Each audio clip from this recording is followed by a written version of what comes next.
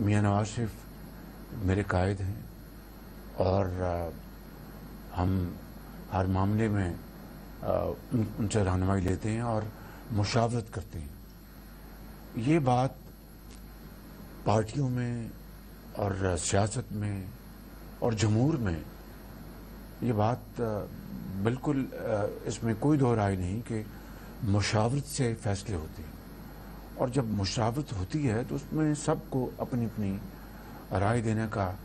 حق حاصل ہوتا ہے۔ میں سمجھتا ہوں کہ یہ جو بات آپ کر رہے ہیں مفاہمت کی اور مزاحمت کی، میری رائے جو ہے ایک سوچ ہے کہ پاکستان کو اگر ہم نے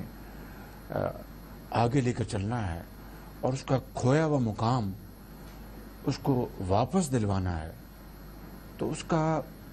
واحد راستہ یہ ہے کہ ہم اپنی ذاتی پسند اور ناپسند سے بالاتر ہو کر اور جو کسی سے دیکھیں، یہ بات ذہن میں رہنی چاہیے کہ 12 اکتوبر کا جو جب شب خون مارا گیا جنرل مشرف نے، تو ایک الیکٹڈ وزیر اعظم موجود تھا نواز شریف، اور جھگڑا کیا تھا کہ کارگل، اور میں آپ کو یہ ذاتی معلومات کی بنا پر بتا سکتا ہوں کہ یہ جنرل مشرف نے جو کارگل میں جو چڑھائی کی تھی، اب تو یہ کتابوں میں اور ہسٹری بکس میں لکھا جا چکا ہے، اس میں مشاورت کا کتنا عمل دخل تھا وہ حقیقت پوری دنیا جانتی ہے، لیکن اس کے باوجود بھی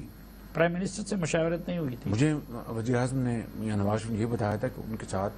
جو مشاورت جو ہونا چاہیے تھی وہ نہیں ہوئی تھی۔ یہ میں اس میٹنگ تو نہیں تھا،